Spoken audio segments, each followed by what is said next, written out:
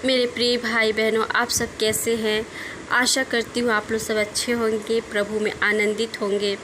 विशाल कलीसिया के सीरीज़ में हम 5वें अध्याय में पहुँच चुके हैं। 5वां अध्याय हमारा है अभिषेक पाने के कदम। जैसा कि हमने पहले देखा था पात्र बदलने का सिद्धांत, और दूसरा हमने देखा था सेवक बनना दास के भाव में।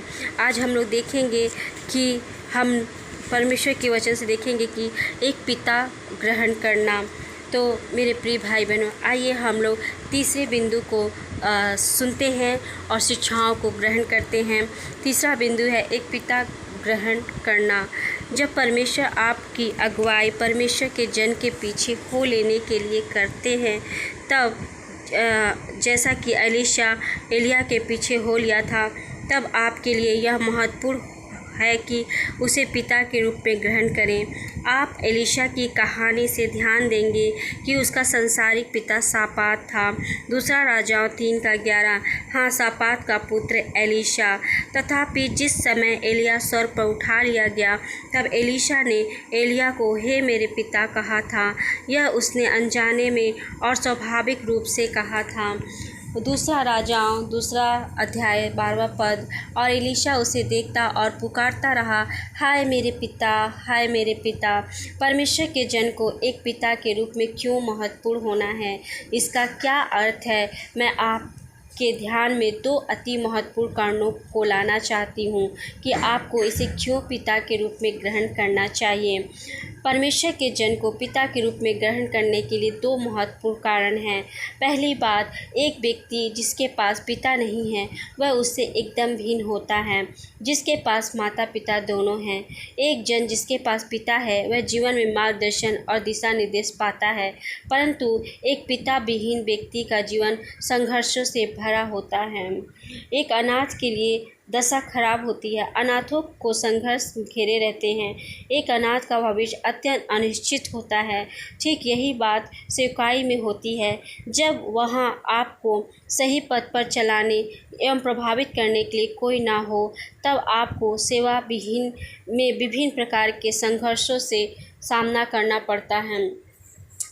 यद्यपि सेवा में मेरे कई सारी बातों को मैंने देखा है कि जो व्यक्ति के पास आत्मिक माता पिता नहीं होते, उन्हें सही गाइडलाइन, सही शिक्षा नहीं मिल पाता और एक आम और साधारण विश्वासी बनकर अपने जीवन को जीते हैं।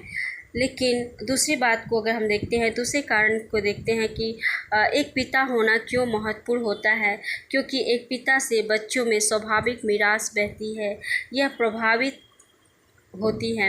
सेवा में आत्मिक मीरास पिताओं से पुत्रों में स्वाभाविक रूप से प्रभावित होती है।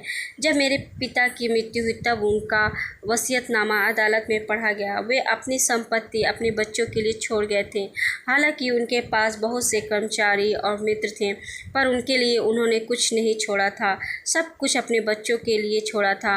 मेरे प्रिय मित्र, मेरे प्रिय भाई बहनों, यही तो जीवन की वास्तविकता है।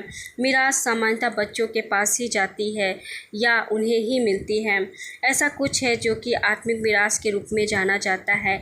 इफिसियों 1:18। अभिषेक और वरदान की यही आत्मिक मीरास वास्तविकता स्वाभाविक रूप से पिताओं से पुत्रों में चली जाती है।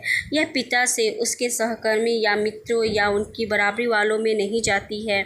यहाँ तक कि यह पिता से नौकरों में भी नहीं जाती है, यह पिताओं से पुत्रों में ही जाती है।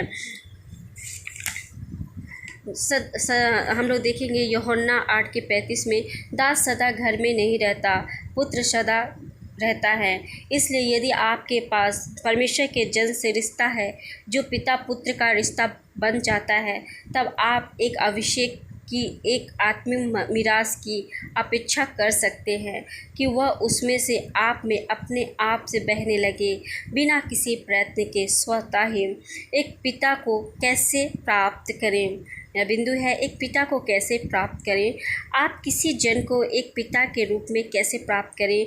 जब कोई जन आपका पिता है, तब वह स्वतंत्रतापूर्वक आपके जीवन में बोल सकता है और जो वह कहता है इस पर आप भरोसा रखते हैं। सामान्यतः एक बच्चा विश्वास करता है कि पिता चाहे उसे कितना ही अनुशासित क्यों ना करे, वह वास्तव में उसकी चिंता करता है।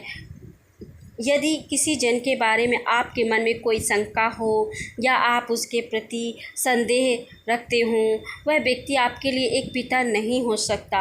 एक पासवान कुछ लोगों के लिए परमेश्वर का एक अच्छा जन हो सकता है, परंतु दूसरों के लिए वह एक अच्छा पिता भी बन जाता है।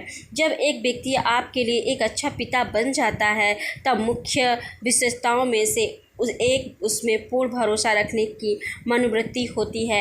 यह मनोवृत्ति आपको प्रशंसा करने योग्य और उसके प्रति खुलापन लाएगी।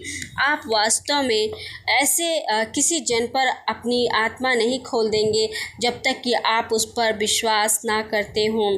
दूसरा, जब किसी को आप एक पिता के रूप में स्वीकार करना चाहते हैं, तो आपके प्रति एक उच्च आदर और प्रशंसा को बनाए रखें। हे हमारे पिता, तू जो स्वर्ग में है, तेरा नाम पवित्र माना जाए। मत्ती 6:9।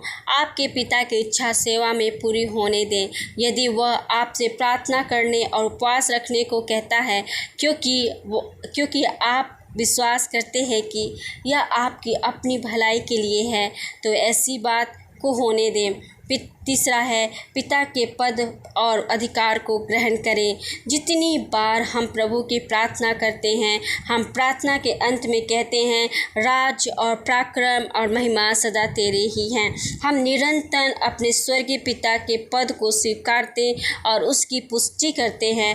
ठीक इसी प्रकार से प्रत्येक पुत्र को अपने पिता के अधिकार और शासन को बनाए रखने के लिए किसी भी परीक्षा पर विजय पाना चाहिए।